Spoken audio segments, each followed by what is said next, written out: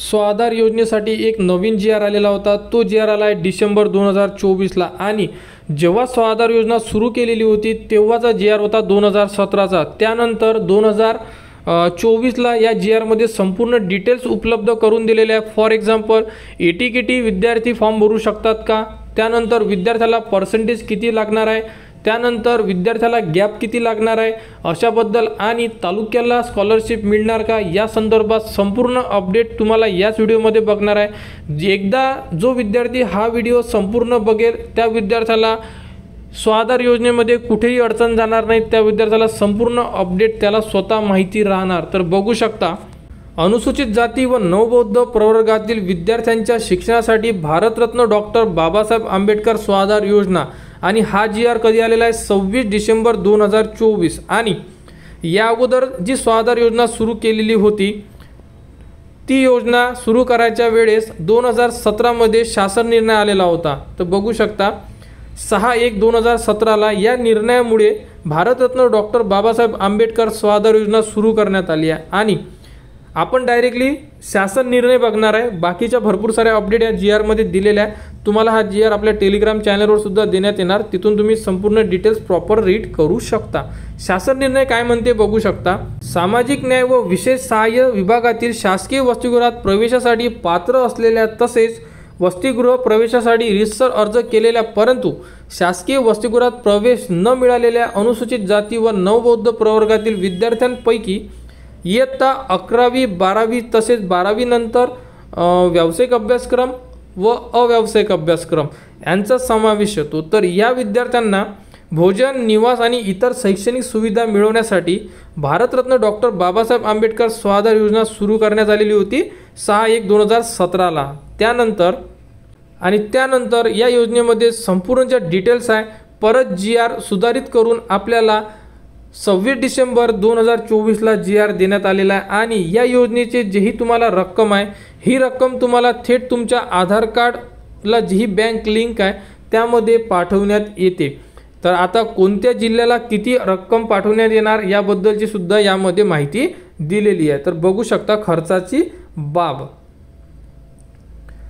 तर यामध्ये अपडेट दिलेली आहे ती म्हणजे भोजन भत्ता, निवास भत्ता, निर्वाह भत्ता अशा प्रकारे 3 यामध्ये बघू शकता। जेही मेट्रो सिटी किंवा मोठी सिटी म्हणू शकतो आपण, फॉर एक्झाम्पल मुंबई आहे, नवी मुंबई, ठाणे, पुणे, पिंपरी, नागपूर अशा ठिकाणी उच्च शिक्षण घेणाऱ्या विद्यार्थ्यांसाठी टोटल 60,000 रुपये प्रतिवर्ष स्कॉलरशिप दिली जाते। त्यानंतर जेवढेही महानगरपालिका असेल वर्ग क पर्यंत त्यांना 51,000 रुपये प्रतिवर्ष विद्यार्थ्याला स्कॉलरशिप दिली जाते। त्यानंतर बाकीच्या जेही महानगरपालिकेच्या हद्दीपासून 5 किलोमीटर परिसरात असलेले महाविद्यालय असेल त्यांना 43,000 रुपये हे दिले जातात। त्यानंतर तालुक्याच्या ठिकाणी सुद्धा रक्कम दिली जाते, ते म्हणजे 38,000 रुपये एवढी रक्कम तालुक्याच्या ठिकाणी दिली जातात। यामध्ये तालुक्याच्या ठिकाणी सुद्धा स्कॉलरशिप देणे सुरू झालेले आहे। जे विद्यार्थी तालुक्याच्या ठिकाणी जर प्रवेश घेतलेला असेल तर ते विद्यार्थी सुद्धा स्वाधार योजनेचा लाभ घेऊ शकतात। तर अशाबद्दल संपूर्ण माहिती दिलेली आहे। तर यामध्ये बाकी डिटेल सुद्धा आपण बघणार आहे। तर यामध्ये पात्रता काय असणार आहे विद्यार्थ्यांची ते सुद्धा बघू शकता। विद्यार्थी शासकीय वसतिगृहात प्रवेश घेण्यासाठी पात्र असावा, म्हणजे जेही तुम्ही एज्युकेशन घेत असेल तर तुम्ही वसतिगृहासाठी अर्ज करू शकता का यासाठी तुम्ही पात्र असणं गरजेचं आहे। विद्यार्थी महाराष्ट्र राज्याचा रहिवासी असणं गरजेचं आहे। शासकीय वसतिगृह प्रवेशासाठी पात्र असलेल्या अभ्यासक्रमास विद्यार्थ्यांनी प्रवेश घेतलेला असावा, म्हणजे जेही एज्युकेशन वसतिगृहाच्या रूल्समध्ये बसत आहे ते एज्युकेशनमध्ये जर तुम्ही प्रवेश घेत असाल तर तुम्ही यासाठी इलिजिबल असणार आहे। या योजनेचा लाभ मिळण्यासाठी विद्यार्थी अनुसूचित जाती नवबौद्ध प्रवर्गाचा असावा, म्हणजे SC कॅन्डिडेट असणं गरजेचं आहे। विद्यार्थ्यांचे जात प्रमाणपत्र असणे बंधनकारक असणार आहे। या योजनेसाठी सामाजिक न्याय विभागाच्या शासकीय वसतिगृह प्रवेशासाठी अर्ज केलेले व शासकीय वसतिगृह प्रवेश प्रक्रियेनंतर वसतिगृह प्रवेश क्षमतेअभावी वसतिगृहात प्रवेश न मिळालेल्या विद्यार्थी या योजनेसाठी पात्र असतील। तथापि अट ही ज्या महानगरपालिका किंवा शहरामध्ये वसतिगृहाची संख्या एकापेक्षा अधिक असल्यास त्या महानगरपालिका किंवा शहरामधील वसतिगृहातील विद्यार्थी प्रवेश क्षमता विचारात घेऊन वसतिगृह प्रवेश निश्चित करणे बंधनकारक राहील। त्यानंतर प्रवेश न मिळालेल्या उर्वरित पात्र विद्यार्थ्यांना स्वाधार योजनेचा लाभ घेता येईल। तर यामध्ये सांगण्यात आलेलं आहे की जे विद्यार्थी वसतिगृहाला फॉर्म भरतील, वसतिगृहाला नंबर नाही लागला तर स्वाधारचा फॉर्म भरू शकता. हा पॉईंट आहे, परंतु लास्ट इयरला याच पॉईंटवर भरपूर साऱ्या विद्यार्थ्यांनी फॉर्म भरलेले होते, परंतु नंतर ऑफिसकडून असे सुद्धा लक्षात आले की वसतिगृहाला फॉर्म सबमिट होत नव्हते. त्यामुळे त्यांनी डायरेक्टली सांगितलं की तुम्ही स्वाधारचा फॉर्म भरू शकता आणि त्यांनी स्वाधारचा फॉर्म भरला. तर याबद्दलचा जोही पॉईंट आहे हा तुम्ही तुमच्या ज्याही वर्षी तुम्ही फॉर्म भरत असाल तो पॉईंट क्लिअर तुम्ही तुमच्या ऑफिसमधून एकदा करून घ्यायचा आणि त्यानंतरच तुम्ही फॉर्म भरायचे. तर या जी आरमध्ये भरपूर सारे पॉईंट दिलेले आहेत, परंतु आपल्याला ज्या पॉईंटमध्ये अडचणी येतात ते पॉईंट्स आपण यामध्ये डिटेल्समध्ये घेणार आहे आणि बाकीचे जेही पॉईंट्स आहे हे तुम्ही जे आपले टेलिग्राम चॅनल आहे त्यावरती जी आरची कॉपी दिली राहणार, त्यामधून तुम्ही संपूर्ण माहिती घेऊ शकता. तर बघू शकता विद्यार्थ्यांचे स्वतःचा आधार क्रमांक आणि विद्यार्थ्यांच्या नावाने बँक अकाउंट आणि त्या बँक अकाउंटला आधार कार्ड लिंक असणं गरजेचं आहे. त्यानंतर बघू शकता विद्यार्थ्यांनी प्रवेश घेतलेली शैक्षणिक संस्था ज्या शहराच्या तालुक्याच्या ठिकाणी आहे अशा शहरातील तसेच तालुक्यातील सदर विद्यार्थी रहिवासी नसावा. हा जो पॉईंट होता यासाठी एक सुधारित जी आर आलेला आहे. तो जी आर आपण डिस्कससुद्धा केलेला आहे आणि तो जी आरची कॉपी किंवा व्हिडिओ या व्हिडिओच्या डिस्क्रिप्शनमध्ये दिलेली आहे. तो एकदा तुम्ही हा पॉईंट क्लिअर करून घ्या तो व्हिडिओ बघून. त्यानंतर विद्यार्थ्यांच्या पालकांचे उत्पन्न 2.5 लाखापेक्षा जास्त नसावे यामध्ये सुद्धा माहिती दिलेली आहे आणि त्यांच्याकडे उत्पन्न दाखला हा तहसीलदाराने दिलेला असावा. त्यानंतर यामध्ये शैक्षणिक पात्रता काय दिलेली बघू शकता. सदर विद्यार्थी 10वी 12वी त्यानंतरचा उच्च शिक्षण घेत असावा. म्हणजे यामध्ये 11वी विद्यार्थी फॉर्म भरते, 12वी नंतर जेवढे तुमचे अभ्यासक्रम असेल ते विद्यार्थी यासाठी फॉर्म भरू शकतात. विद्यार्थी स्थानिक रहिवासी नसावा. ज्या ठिकाणी विद्यार्थ्यांनी प्रवेश घेतलेला असेल, फॉर एक्झाम्पल एखाद्या सिटीत घेतलेला आहे, एखाद्या तालुक्यामध्ये घेतलेला आहे, तर विद्यार्थी तिथला स्थानिक रहिवासी नकोय हे क्लिअरली यामध्ये मेन्शन केलेलं आहे. हे सुद्धा तुम्ही बघा कसं आहे, तालुक्यातला रहिवासी नसावा, जिल्ह्यात शिकत असेल तर जिल्ह्याचा रहिवासी नसावा. फॉर एक्झाम्पल तुम्ही बाहेर डिस्ट्रिक्टचे किंवा बाहेर ठिकाणचे रहिवासी असणं गरजेचं आहे आणि तुम्ही रेंटने राहत असाल तरच तुम्हाला या योजनेचा लाभ घेता येणार आहे. त्यानंतर महानगरपालिकेच्या हद्दीतून 5 किलोमीटर परिसरात असलेल्या महाविद्यालय शिक्षण संस्थेत शिकत असलेल्या विद्यार्थीसुद्धा या योजनेचा लाभ मिळवण्यास पात्र असतील. त्यानंतर महत्त्वाचे पॉईंट आता आपण क्लिअर करतोय बघू शकता. स्वाधार योजनेसाठी अर्ज करताना विद्यार्थी ज्या अभ्यासक्रमात शिक्षण घेत आहे त्यांना केवळ लगतच्या मागील वर्षात किमान 50% गुण किंवा त्याप्रमाणे जेही आपला CGPA आहे ग्रेड आहे हा असणे अनिवार्य आहे. जो विद्यार्थी फर्स्ट इयरला फॉर्म भरत असेल तर त्याला 12वीमध्ये 50% गुण असणं गरजेचं आहे. जो विद्यार्थी 11वीमध्ये प्रवेश घेत आहे त्याला 10वीमध्ये 50% गुण असणं गरजेचं आहे. अशाबद्दलची यामध्ये संपूर्ण माहिती दिलेली आहे. म्हणजे स्वाधार योजनेला 50% गुण अनिवार्य करण्यात आलेले आहे.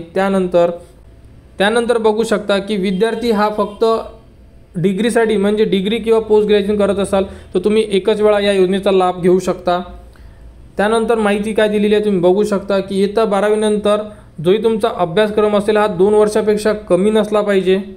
आणि त्यानंतर बघू शकता यामध्ये इतर निकष म्हणून असं एक ऑप्शन दिलेला आहे. तर यामध्ये सुद्धा एक इम्पॉर्टंट पॉईंट दिलेला आहे, तो म्हणजे स्वाधार योजनेसाठी पात्र असलेल्या ज्या विद्यार्थ्यांना पदवी किंवा PG शैक्षणिक अभ्यासक्रम पूर्ण करताना ATKT प्राप्त झाली असेल त्या विद्यार्थ्यांना फक्त एकदाच या अटीतून सूट देण्यात येणार आहे. म्हणजे एखाद्या विद्यार्थ्यात दुसऱ्या वेळेस ATKT मिळाल्यास तो विद्यार्थी सदर योजनेचा पुढील लाभ घेण्यास अपात्र असेल.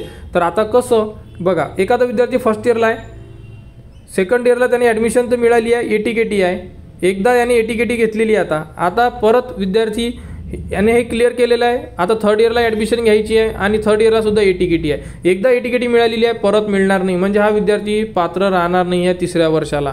यामध्ये डायरेक्टली नमूद केलेलं आहे. आणि जेव्हा तुम्हाला ATKT येणार आहे तेव्हा तुम्हाला फर्स्ट इयरला जर ATKT आली आणि सेकंड इयरला जर तुम्ही ॲडमिशन घेत असाल तर तुम्हाला त्यामध्ये 50% तुमचे मार्क्स असले पाहिजे. 50पेक्षा जर कमी असेल तर तुम्ही यामध्ये इलिजिबल नाही आहे. त्यानंतर बघू शकता अभ्यासक्रमाच्या मध्यावधीत प्रवेश घेतलेल्या विद्यार्थी स्वाधार योजनेच्या लाभास पात्र राहतील. अतिशय महत्त्वाचा पॉईंट सांगितलेला आहे. फॉर एक्झाम्पल यामध्ये तुम्ही कोणत्याही वर्षाला फॉर्म भरू शकता. 3 नंबरचा पॉईंट काय म्हटलेला आहे, अभ्यासक्रमाच्या मध्यावधीत प्रवेश घेतलेला विद्यार्थी स्वाधार योजनेचा लाभास पात्र राहील. तुम्ही सेकंड इयरला सुद्धा फॉर्म भरू शकता, थर्ड इयरला सुद्धा फॉर्म भरू शकता, फोर्थ इयरला सुद्धा फॉर्म भरू शकता. तुम्ही स्वाधार योजनेचा फॉर्म कधीही भरू शकता, कारण की तुम्ही इतर निकषमध्ये 3 नंबरचा पॉईंट दिलेला आहे. अभ्यासक्रमाच्या मध्यावधीत म्हणजे मधात म्हणजे फर्स्ट इयरचा विद्यार्थी, सेकंड इयर, थर्ड इयर हे मधातला पिरियड पकडला जातो. प्रवेश घेतलेला विद्यार्थी स्वाधार योजनेच्या लाभास पात्र राहील। तुम्ही कोणत्याही वर्षाला स्वाधारचा लाभ घेऊ शकता, क्लिअरली सांगण्यात आलेला आहे। त्यानंतर की गॅप, सर्वात इम्पॉर्टंट पॉईंट म्हणजे गॅप किती लागणार, तर 2 वर्षापेक्षा जास्त गॅप चालत नाही। ज्याही विद्यार्थ्यांची 2 वर्षाची गॅप असेल तो विद्यार्थी इलिजिबल असेल, परंतु 2 वर्षापेक्षा जास्त गॅप असलेले विद्यार्थी स्वाधार योजनेचा लाभ घेऊ शकणार नाही। आणि जर विद्यार्थी चुकीच्या माध्यमातून स्वाधार योजनेचा लाभ घेत असेल तर आणि त्यामध्ये जर विद्यार्थी पकडण्यात आला, म्हणजे त्यांची केलेला जोही फ्रॉड आहे हा जर पकडण्यात आला, तर विद्यार्थ्यांकडून पूर्ण पैसे वसूल करून यामध्ये 12% व्याजाने तुमच्याकडून पैसे वसूल करण्यात येणार आहे। यामध्ये संपूर्ण माहिती दिलेली आहे। तर अशाबद्दलची ही माहिती आहे। यामध्ये कोणाला कुठेही अडचण असेल तुम्ही कमेंट करू शकता। तुम्ही ज्याही कॉलेजमध्ये शिकत असेल त्यांच्याकडून तुम्हाला 75% तुमची प्रेझेंटी असणं गरजेचं आहे। यामध्ये काही आवश्यक कागदपत्राची माहिती दिलेली आहे, जसे बघू शकता विद्यार्थी या भाड्याने राहत असला पाहिजे, त्याबद्दलची तुम्हाला नोटरी किंवा ॲफिडेविट द्यावी लागेल। कोणत्याही शासकीय वसतिगृहात तुम्ही प्रवेश घेतलेला नाही आहे, प्रमाणपत्र द्यावे लागेल। भाडेचिठ्ठी द्यायचं सुद्धा काम पडू शकते। महाविद्यालयात प्रवेश घेतल्याचा पुरावा, जसे तुम्हाला काही डॉक्युमेंट्स आहे, बोनाफाईड आहे, या प्रकारे संपूर्ण डॉक्युमेंट द्यायचं काम पडू शकते। तुम्हाला हा GR आपल्या टेलिग्राम चॅनलवर देण्यात येणार। जेही विद्यार्थी SC कास्टमध्ये शिकत असेल त्या विद्यार्थ्यांनी आपण दिलेला व्हिडिओ एकदा बघा, आपण डिस्कस केलेले पॉईंट बघा, त्यानंतर हा GR एकदा संपूर्ण माहिती एकूण एक पॉईंट रीड करा। तुम्हाला कुठेही कोणालाही इन्फॉर्मेशन विचारायचं काम पडणार नाही आहे, कारण यामध्ये जेवढ्या डिटेल्स आहे आणि जेवढ्या डिटेल्स आपण डिस्कस केलेल्या आहे ह्या अतिशय महत्त्वाच्या डिटेल्स आपण डिस्कस केलेल्या आहे। कारण दरवर्षी विद्यार्थ्यांना या जे पॉईंट्स आपण डिस्कस केलेले या पॉईंट्समध्ये अडचण येतेच आणि दरवर्षी भरपूर साऱ्या विद्यार्थ्यांना आपण माहिती देतोय। तर आता तुम्ही सुद्धा याबद्दलची माहिती स्वतः घ्या, बघा, रीड करा आणि स्वाधार योजनेचे फॉर्म येत्या काही दिवसांमध्ये सुरू होणार।